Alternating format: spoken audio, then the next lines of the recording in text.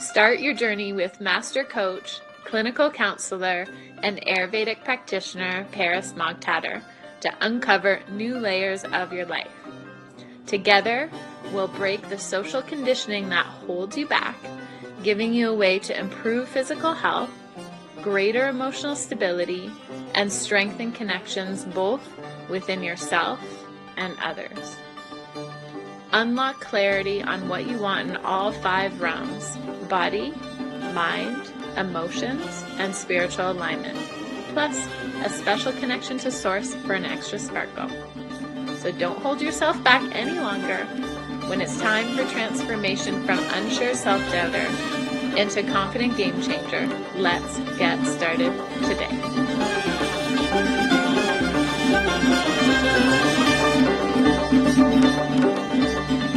Hello, my loves.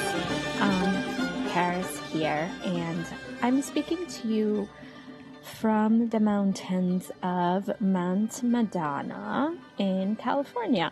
And I think that I take this as an auspicious time to start recording this episode of the podcast, because I kind of feel like, the fresh air and the prana in the air, and I'm just studying with my teachers, Dr. Robert Svoboda and Dr. Scott Blossom, and that inspiration, I think, will be kind of given to you in a way. So I've decided to record here while I sit in the mountains. So if it's a little bit windy, forgive me.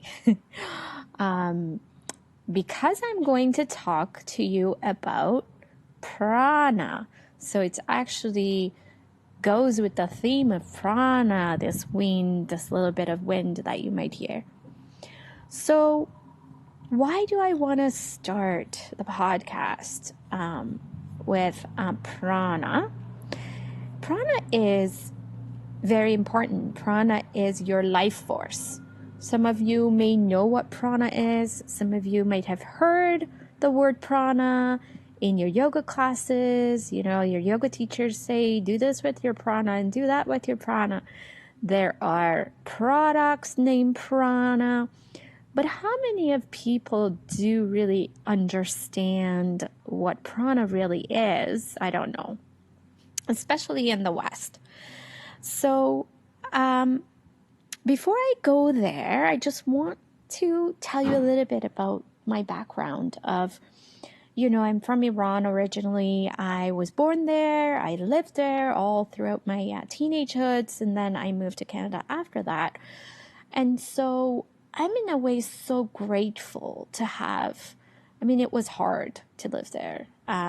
Those of you who are from the Persian Iranian background, you know what I mean. We had really hard years of war and after the revolution, and that's another episode. But in a way, I'm so grateful because I kind of can understand the richness of the Eastern cultures that have all these teachings to teach. And a lot of the Ayurvedic stuff I'm going to teach you or talk about, and a lot of the Western stuff that comes into play has to do with my own experiences of these kind of really feeling and sensing these Eastern mythologies and stories and teachings and how they kind of come into our lives today, how they play a role for us today in our Western life, especially. So prana, going back to prana, if you are from Iran, you know it as Jan, your hasti, your life force. It's like the first breath that the baby takes. And the last breath that, if you've ever seen anyone die in your hands and you kind of see that they take their last breath and that life force leaves their body, that is the prana we're talking about. In Chinese, it's called Qi. In Japanese, it's called Qi. There are a lot of cultures that have different names for it. And in the West, there's really no words for it. So we use the word prana, which comes from the Sanskrit culture of the Vedas, which a lot of the stuff I will talk about comes from that culture and from those teachings, because my background is in Ayurveda, which comes from the Vedas. So this prana, this life force, why is it so important? Because when this prana is circulating really well in our body, you can possibly know that you have really good health, whether it's physical health, whether it's mental health, spiritual health, or your pranic health. All of these come together to create a relationship with you. So according to Ayurveda, we don't just have one body. Our physical body is only one body. We have 5 bodies. So when we have balance between the 5 bodies, we feel the most in tune with ourselves, the most in tune with the environment around us, and the most in tune with our relationships. So our relationship with our prana basically governs our relationship with our health and those around us. So the first relationship really we should be taking care of if we want to have all of these healthy boundaries in our life is our prana. And almost nobody talks about that.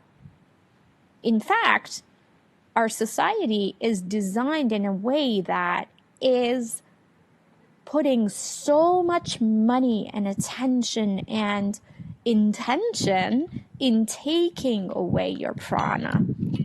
Because your prana goes wherever your attention goes. So your attention, whatever you give attention to, there goes your prana. So what are you giving attention to? You wake up and you look at your screen, your phone screen, or scroll through Instagram or Facebook or whatever else. There goes your prana. First thing in the morning, they got you. Last thing at night, what do? You just go on the phone again. And this is also very important, and it's another, again, episode that I will talk about nighttime and why you should not be on your phone, because the brain is in theta mode, and basically whatever you're watching is hypnotizing you. So your brain does not stop looking at that. Your subconscious mind is still looking at that. It's still being taught by that when you fall asleep. So we'll talk about that another time. But what other ways your prana is going out of your body? You are probably waking up and maybe turning on the news, and there's all these horrible things on the news, and the prana goes, I don't know if I can, I'm all like, I cannot circulate. Then you maybe go to work and you, without getting any sunlight or sunshine or much of it, you sit in the car, you drive to work, you sit in the box of your work, and there is your boss not having a good day, and all of that gets dumped on you. And so you did not take the time to feed your prana. Your prana is now upset because not only is it not circulating, but also it is taking on the emotions and the moods of whatever your boss is feeling or whomever else that is around. And there goes your circulation. And so to add to that, then you probably grab your lunch from a fast food place or something out of a box, or food that has been stale and been sitting there for a while, and there's no prana in that. So then you're not getting enough prana, because we get our prana through a few different sources. One is our water. The second source of prana is our food. And the third source of prana is our breath.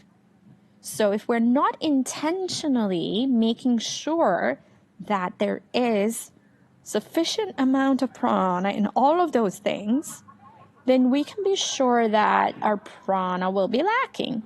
And when our prana is lacking, you can be sure that you're not going to have any joy and enthusiasm and happiness and energy in your cells. It's just not going to happen. So this is why we're going to talk about prana. Prana, you can think of it as kind of like the space where we move from one body to another body. Think of it as the gears. If you've ever driven like a car with gears, standard car, you know that to go from 1 to gear 2, you have to first go in that in-between space. Otherwise, it's not going to shift. It's not going to change. And in the same way, to shift between our bodies, to do this beautiful dance of, I'm connecting with my mental body, I'm connecting with my emotional body, my physical health. You need that space with your prana. Any better your relationship with your prana, the better you can carry on and kind of make these shifts between these bodies and have basically control over what is happening with your entity, your organism, because there's so much happening. There's so much going on. You're not going to sit there and think about, oh, my food just went in my tummy, let me digest it. Your body has the intelligence to already do that for you. How beautiful is that? Just, don't interrupt with that by, drinking beer at lunchtime and having a pizza and causing all of these obstructions that then your prana cannot flow through, and your body will take care of it. It's like, just let the organism know what it's doing. Let it do its work. Don't interrupt. In a lot of ways, we are constantly interrupting. So again, going back to getting our prana from our air, our food, and our water, and being very intentional about it so that we can do something to circulate our prana. So with our breath, and you will see that we use a lot of pranayama in immediately changing the state of our mind, because it's the fastest kind of highway to our brain is through our nostrils. So if you want to change the state of your mind at any given time, the breath would be the fastest way to do that. Then, the food, which takes a few hours to do that, and the water, of course.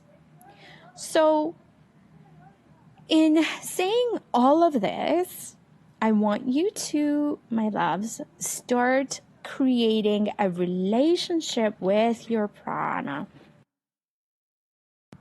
So we start by talking about prana because in all the 5 great elements, which we will talk about a lot during the episodes of these podcasts, we have space, air, fire, water, and earth element.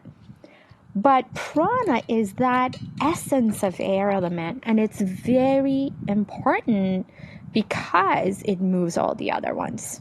So fire and earth, and they can't move unless there is the air element.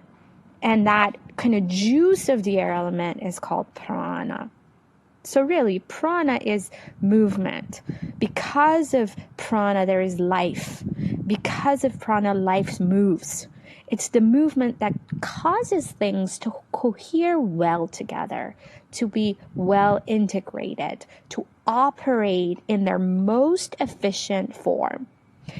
The thing that drives us as individuals to interact and to be in our environment is because of our prana. The quality of that connection is because of the quality of our prana.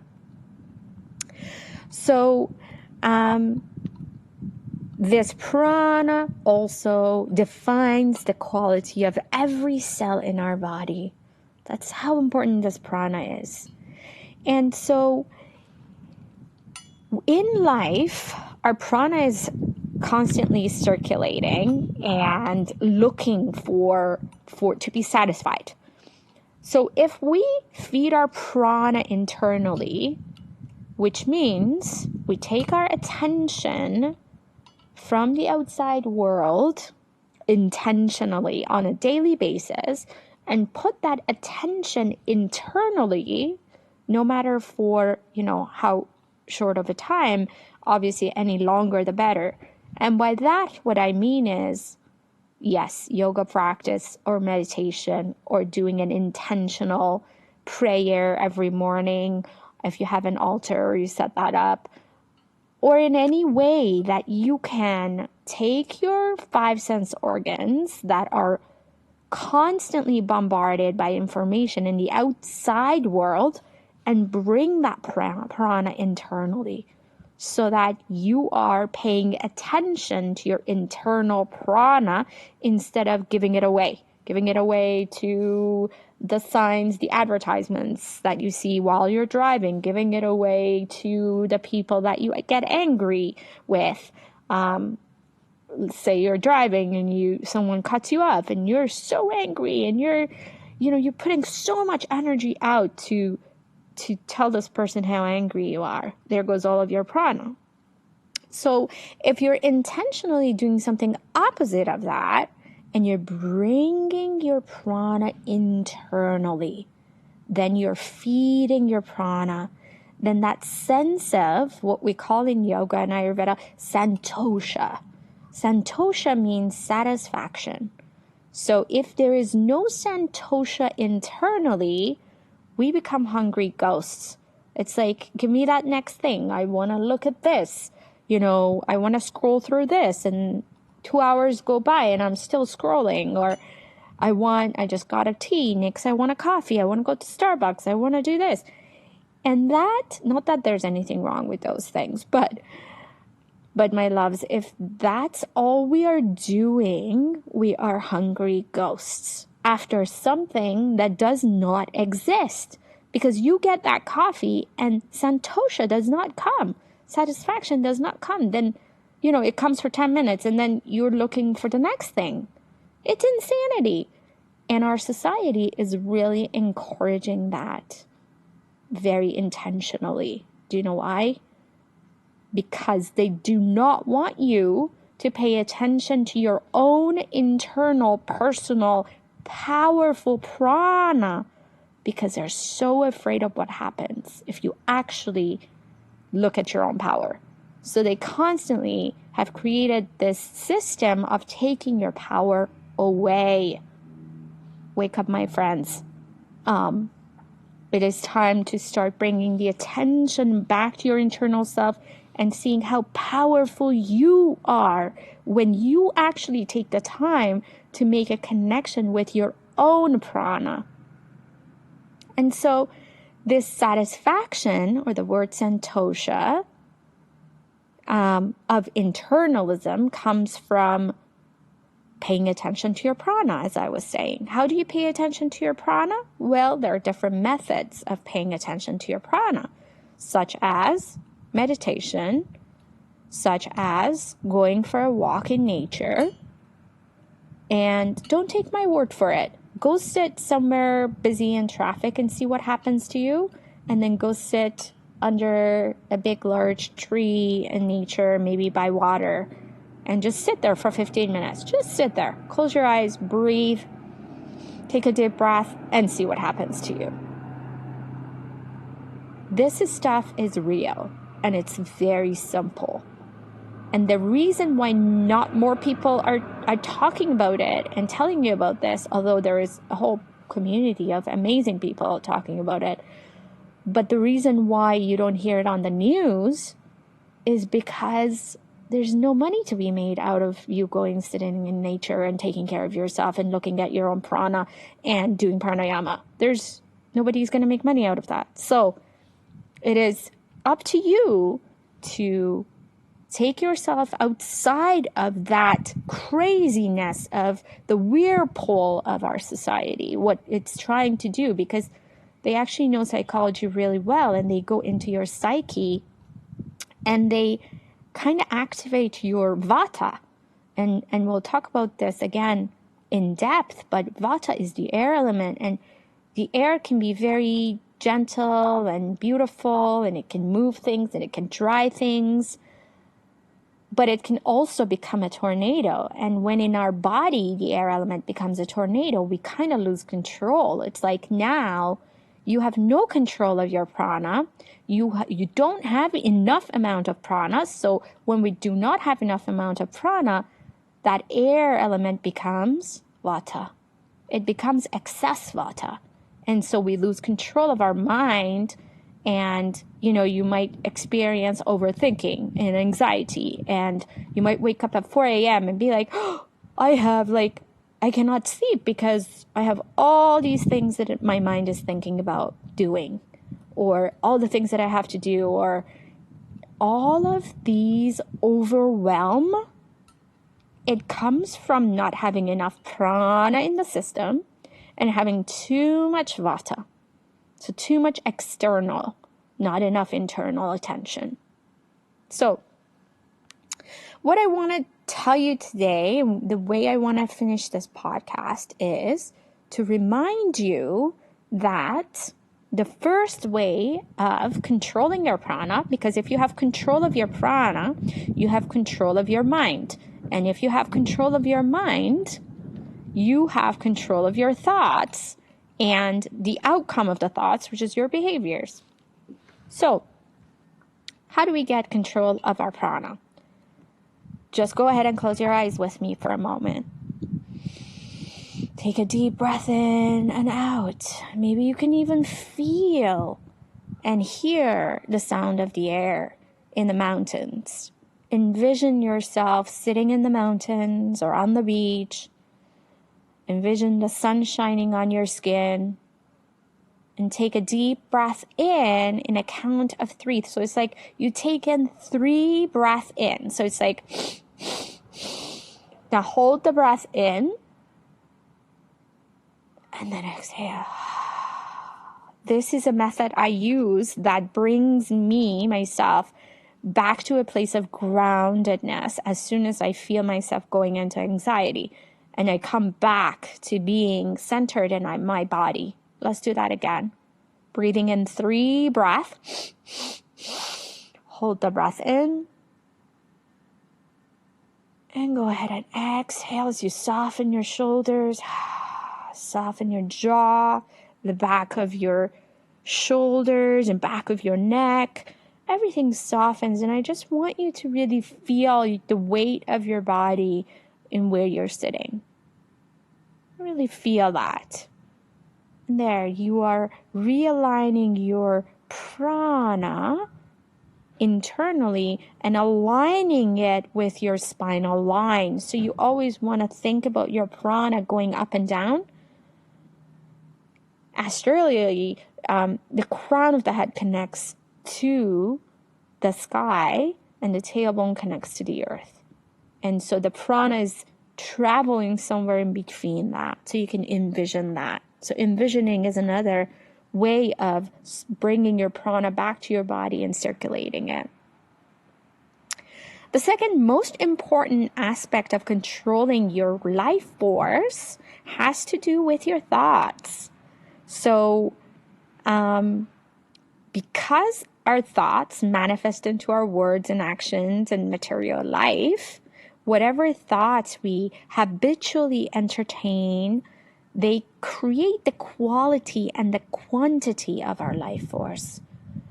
So step 1 was to bring your prana, align it into your body, starting with aligning the prana. And step 2 is actually paying attention to your thoughts. So an example of that is if you think about a time that you felt really sad, something happened and you felt upset and sad. How was your energy during that time? So I want you to kind of take a moment and think back of a time where you felt sad. Maybe someone said something and you didn't like it and you felt upset about it. How was your energy? What happened in your body at that moment? It's like, did your shoulders go down? Did you kind of like hunch over? Did you feel heavier in the center of the heart? Did you feel less energetic? Probably your energy was quite low when you felt upset.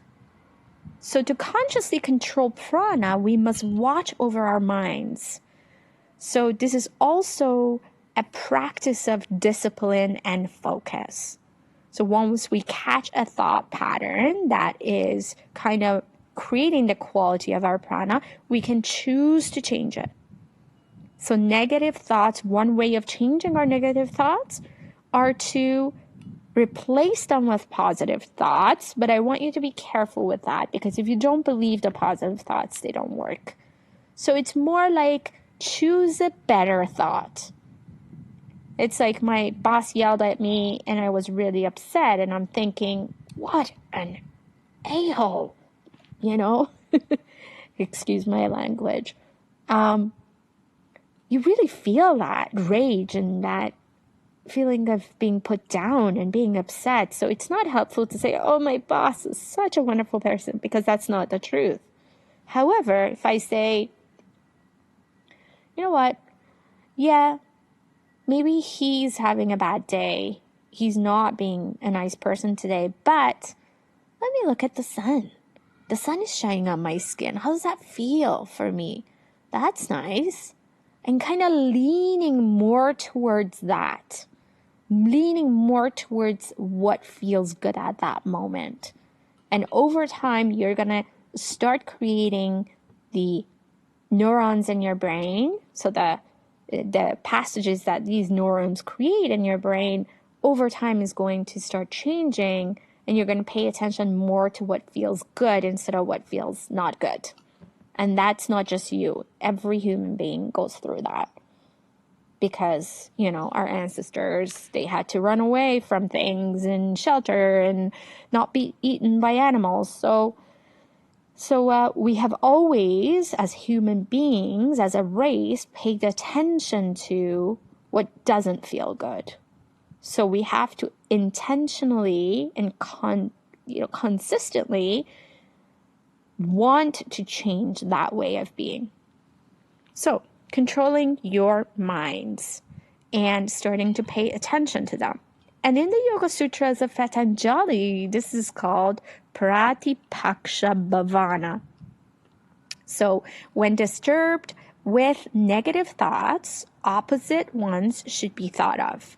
That's literally what Patanjali says. And in a progressive way, in Western psychology, now we have a whole system that works like that, which is called cognitive behavioral therapy, CBT, that you have probably heard of. So basically, that's what we're doing. We are getting really curious about our thoughts instead of becoming, lost in them or judging ourselves because there's another negative thought. Why did I have another negative thought? Because you're human. We're just getting curious, and we're creating new neurons, new passages in our brain that then helps us stay in that positive place. Another way of controlling your prana, as I was mentioning before, is meditation. So doing specific meditations that changes your consciousness. And I will be releasing meditations, of course, that go with the podcast. And also I have some on the website that you can check out, but you can also find meditation anywhere. And also, you do not need to have a meditation that guides you every step of the way. If you're really good at going into nature and walking and being really present with the trees, the feeling of the air on your skin and the sun on your skin, and, really smelling the smell of nature, that is meditation. Meditation doesn't mean that you have to sit down and not move. In fact, for vatas, or people who are suffering from a lot of anxiety and fear, it's not recommended to sit down and meditate. They have a really hard time sitting down. So we go for walking meditations. If my clients are suffering from that, I take them out to the forest. And so seeing what works for you at that time. And the purpose of doing all of this is that, my loves, you have tools in your toolbox, and you wake up and you say, okay, what's happening with me? Which tool do I need to use today? So I hope that you found this podcast helpful. If you like to know more, or you would like to work with me one-on-one, head on to my website, which is my first and last name, Moghtader.com. And there is a whole bunch of ways that you can work with me, either in group or on one-on-one mentorship, ways that we can work together, workshops, things like that. So I hope you have a wonderful day, and I'll see you next time. Namaskar.